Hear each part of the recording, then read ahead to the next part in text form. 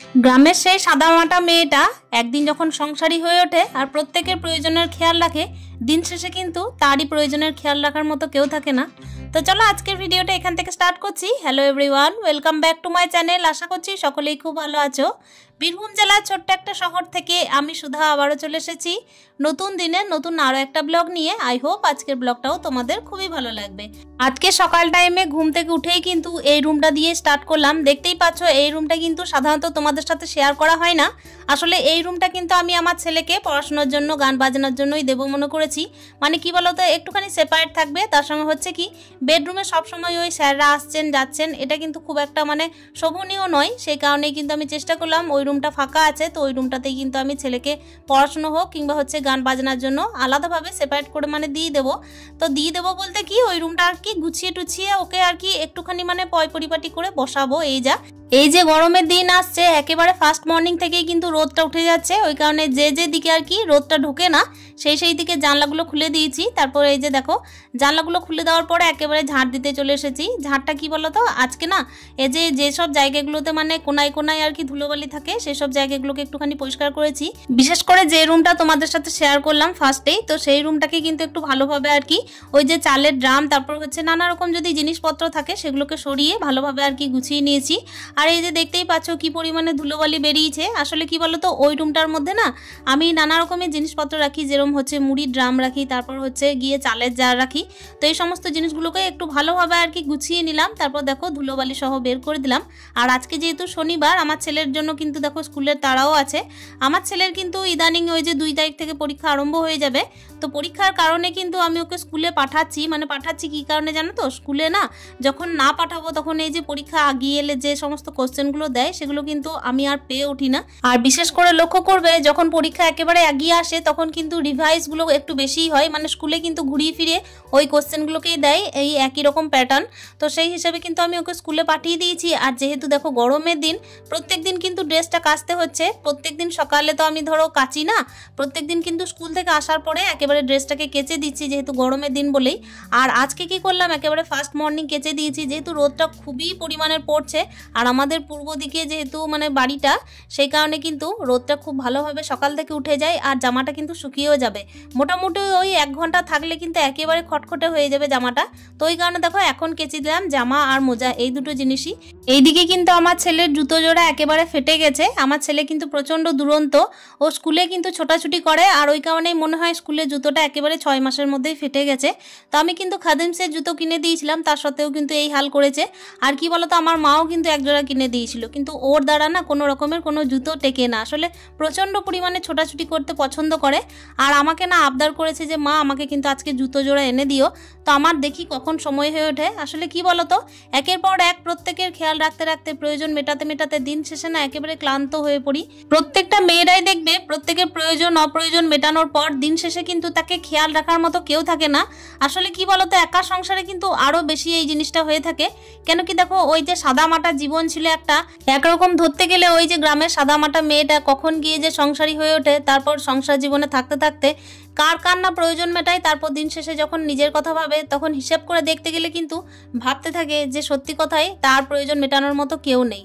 তো এই ধরনের ভাবনা চিন্তা যখন আসে তখন নিজেকে একটা কথাই বলি যে যা হয়েছে হয়েছে, বা যা হচ্ছে হচ্ছে, বাঁচতে হবে সংসারের জন্য আর ছেলের জন্য। তবে কি বলতো, এখন একটা এমনই পরিস্থিতি দাঁড়িয়ে গেছে যে আমার হাজব্যান্ড আমাকে বলেছিলেন যে উনি নাকি আমাকে সঙ্গে করে নিয়ে রাখবেন, কিন্তু এইরকমও কোনো রকমের কোনো ব্যবস্থা হচ্ছে না বলতে কি, ওনার তো হচ্ছে ট্রান্সফার জব। তো ট্রান্সফার জবের ক্ষেত্রে হচ্ছে যে এক জায়গা থেকে আরেক জায়গায় 6 মাসের মধ্যে পরিবর্তন, আর পরিবর্তনের ক্ষেত্রে আমার ছেলের স্কুলের একটা মানে ডিস্টার্ব। তো এই ধরনের একটা চিন্তা ভাবনা কাজ করলে পরে কিভাবে বা ছেলেকে নিয়ে আমি ওনার সাথে গিয়ে থাকি, তাই না? তো এইরকম ভাবতে ভাবতে দেখো সারা জীবনটা একাই কেটে যাবে। আর কেটে যাবে, সত্যি কথা বলতে নিজেই নিজের প্রয়োজন মেটাতে হবে, কেউ তোমার এসে প্রয়োজন মিটিয়ে দেবে না। সব থেকে বড় ব্যাপার হচ্ছে কি জানো তো, সব সময় মনের মধ্যে একটা ভয় কাজ করে যে আজকে যদি অসুস্থ মনে করি বা কালকে যদি অসুস্থ মনে করি, তো সারা দিনের খেয়াল বা সারা দিনের জীবনের আমার মানে দায়িত্ব কে নেবে, ছেলের দায়িত্ব কে নেবে, এরকম একটা চিন্তা মাথার মধ্যে সব সময় কাজ করে। তো যাই হোক না কেন, তার সত্ত্বেও কিন্তু দেখো জীবন যুদ্ধ, তো জীবন যুদ্ধে কিন্তু জয়ী হতেই হবে। আর জীবন যুদ্ধে কিন্তু অনবরত লড়াই করেও যেতে হবে। যুদ্ধ মানেই কিন্তু লড়াই, তাই না? আর লড়াই করতেই হবে নিজেকে টিকিয়ে রাখার জন্য, ওই কারণে লড়ে যাবো। তো দেখো এখানে আমি কিন্তু ছেলের টেবিলটা পরিষ্কার করেছি 2 দিন আগেও, আবার কিন্তু একই হাল। কেন কি ছেলের কিন্তু এইদিকে দুরবস্থা হয়ে যাবে, কাছে যেহেতু পরীক্ষা, তাই খাতা পেন তারপর হচ্ছে গিয়ে বইগুলো যদি ঠিকভাবে পাট করে না রাখি না, ওই পড়বার টাইমে যখন খুঁজতে হয় তখন মাথা খুব খারাপ হয়ে যায়। আর এই তো সারাদিন কাজকর্ম করার পরে ওই সন্ধ্যের টাইমটুকু ছেলের জন্য আর কি সময় বের করি পড়াশোনা করানোর জন্য। আমি কিন্তু এতদিন ছেলেকে টিউশন দিইনি, ইদানিং কিন্তু এই 2 মাস থেকে ছেলেকে একটা টিউশন দিয়েছি শুধুমাত্র অঙ্ক ইংলিশের জন্য।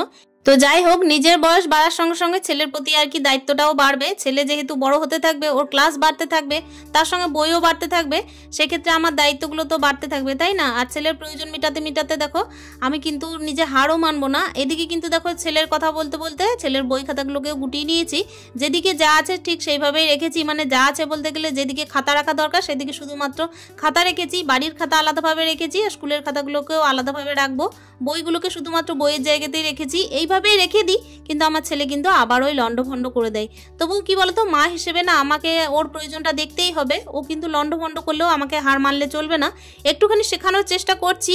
যদিও বা আগের থেকে না জানো তো আমার ছেলে অনেক শিখেছে, এখন আর জিনিসপত্র মানে অগোছালো খুব একটা করে না। তারপর হচ্ছে বিছানা যখন আর কি আগে করতো কি চাপলেই যেমন খুশি করে দিত, ওই জিনিসটা এখন করে না, বোঝে যে মায়ের কষ্ট হয়।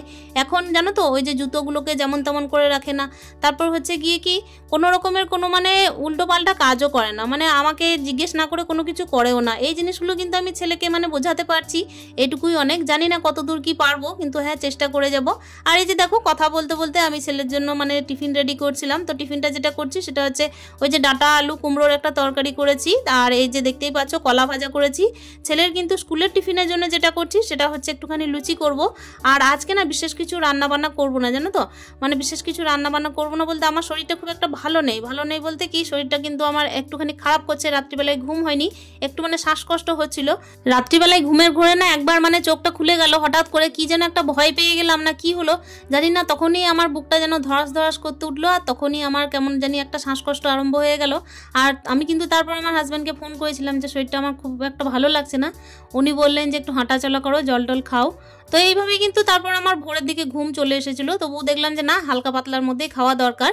তো আজকে গিয়ে কিন্তু আমার মাথাটা প্রচণ্ড ধরেছে বলতে কি মনে হচ্ছে না কিছু খাই বা কিছু কাজ করি, তবু কিন্তু দেখো কাজ করব। কেন কি দেখো সারাদিনের পর তো ছেলেকে দেখতে হবে, ছেলের প্রয়োজন মেটাতে হবে। আজকে যদি স্কুলটা বন্ধ করে দিই না তাহলে কিন্তু একেবারে মানে বিষয়টা অন্যরকম দেখাবে, যে আমি হয়তো হেরে গেলাম কিংবা হচ্ছে আমি পারছি না, এরকম একটা ব্যাপার। তবে যতক্ষণ কিন্তু নিঃশ্বাস থাকবে ততক্ষণ করে যাব। আর এই যে দেখতেই পাচ্ছ লুচি কিন্তু বেলা হয়ে গেল, 5টা লুচি করেছি, ছেলেকে কিন্তু 5টাই দিয়ে দেবো। কেন কি আমার ছেলের না বন্ধুরা আমার হাতের খাবার খেতে খুব ভালোবাসে, আর আমার ছেলে কিন্তু শেয়ার করতেও খুব ভালোবাসে। এদিকে আমি আমার ছেলেকে বললাম একটুখানি তেল মেখে নাও, আর তারপর কিন্তু আমি ওকে ড্রেসটাও রেডি করে দিয়েছি। ও কিন্তু এখন তেল মেখে নিজে স্নান করতে পারে, জানো তো, একটু করে শেখানোর চেষ্টা করছি, শিখছেও। তবে যখন আর কি সাবান শ্যাম্পু নেওয়ার থাকে তখন কিন্তু পারে না। এখন যেহেতু গরমের দিন, প্রত্যেকদিন মোটামুটি দেখো গায়ে সাবান তো দিতেই হচ্ছে, তো ওইটা কিন্তু মোটামুটি ও পারে না। কিন্তু আজকে বললাম একটুখানি তেল দিয়ে স্নান করো, তো ওই কারণে তেল দিয়ে স্নানটা করেছে। আর তারপর কিন্তু আমি ড্রেসটা রেডি করে দিয়েছি, ও কিন্তু ড্রেসটাও পরে নেবে। মোটামুটি এই জিনিসগুলো আমাকে এখন দেখতে হয় না, যদি বা মেয়ে হতো জানো তো তাহলে না অনেক আগে শিখে যেত। কেন কি মেয়েরা না প্রচণ্ড পরিমাণে সাহসী হয়, আর প্রচণ্ড পরিমাণের মানে শেখার আগ্রহ থাকে তাদের, যতটা কিনা ছেলেদের থাকে তার তুলনায় দ্বিগুণই থাকে, জানো তো। আমি ছোট থেকেই না অনেক কিছু শিখতে চাইতাম, অনেক কিছু জানতে চাইতাম, অনেক কিছু করতেও চাইতাম, আর সব কিছুতে না আগ্রহ দেখাতাম। তো এইরকমই আর কি। আর আজকেও দেখো জীবন যুদ্ধে কিন্তু হারও মানি না। এই যে দেখতেই পাচ্ছ আমার কিন্তু ছেলেকে টিফিনটা রেডি করে দেওয়া হয়ে গেল। এরপর কিন্তু ছেলের ব্যাগে ভরে দিলাম। ব্যাগে ভরে দেওয়ার পর কিন্তু ছেলেকে আমি গাড়িতে তুলে দিয়ে এসেছিলাম। তারপরে কিন্তু একটুখানি টিফিন করার পরে দেখো বাইরে দেখলাম ওই যে কিছু জিনিস বিক্রি করতে এসছে সংসারে, তো ওখানে কিন্তু বাইরে বেরিয়েছিলাম। একটা মানে ঝুড়ি কিনবো ভাবলাম, আর টুকিটাকি দুটো একটা জিনিস কিনবো, কৌটো কিনবো এই ভাবছিলাম। তো ইতিমধ্যে কিন্তু আমার মেয়ে যে আছে না, পাতানো মেয়ে, তোমরা কিন্তু অনেকবার দেখেছো ভিডিওতে, সে কিন্তু আমার কাছে আবদার করলো যে ভালো মা আমি তোমার কাছে বল কিনবো। তো বল কিনতে এসে দেখো একটা কিন্তু পিগি ব্যাংক কিনেছে। আমি কিন্তু দুটো পিগি ব্যাংক কিনেছিলাম আমার ভাইয়ের ছেলের জন্য আর ওই যে সোনুর জন্য। কিছু নিজের সংসারের প্রয়োজন মেটানোর জন্য কটা জিনিস কিনেছিলাম, তো সেগুলো কিন্তু তুলে রাখলাম। নেক্সট ভিডিওতে দেখানোর চেষ্টা করব যে আমি নিজের সংসারের জন্য আস্তে আস্তে কি কেনার চেষ্টা করছি। যখন সংসারটা আরম্ভ করি তখন কিন্তু এই বাসনপত্রগুলো আমার মাই দিয়েছিল কিনে। তো যেটুকু বাসনপত্র আছে সেটা হচ্ছে আমার হাজবেন্ডের, আর তার সঙ্গে হচ্ছে আমার মায়ের দেওয়া। তো এই দিয়ে কিন্তু সংসার চালালাম। আর তার সত্ত্বেও কিন্তু সংসার জীবনে অনেক জিনিসপত্র দরকার হয়। নিজের প্রয়োজন মেটানো হোক না হোক, সংসারের প্রয়োজন কিন্তু মেটানোটা খুবই দরকার। তার সঙ্গে হচ্ছে সংসারে ঘিরে যারা আছে তাদের প্রয়োজনটাও দেখতে হবে। আর এই যে দেখতেই পাচ্ছ, দিন শেষে কিন্তু কাজ করতে করতে অনেকটাই বেলা হয়ে গেছে। জামা কাপড়গুলো রোদে পুড়ছিল, তাই কিন্তু দেখতেই পাচ্ছ এই যে খাটে মিলে দিলাম। আর আজকের ভিডিওটাও এখানে শেষ করলাম। দেখা করছি অন্য ভিডিওতে। ভালো থেকো, সুস্থ থেকো, টাটা।